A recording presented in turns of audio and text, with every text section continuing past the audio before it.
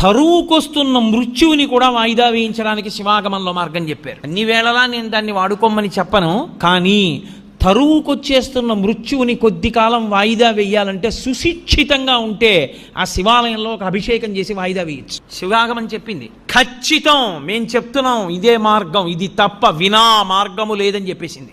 అంత శక్తివంతము శివాలయం అంటే. ఆ శివారాధన చేసి చేసి చేసి చేసి చేసి శివస్వరూపులైపోతారు. అయిపోయి వారి చేత్తో ఒక పండిస్తే, వారి నోటితో ఒక మాట అంటే, అందున శివతత్వం ఎరిగిన వాడు అభిషేకం చేశాడనుకోండి, ఆ తీర్థానికి ఉండే శక్తి అపారము. రుద్రుడు కాని వాడు రుద్రుడిని అభిషేకం చెయ్యకూడదు.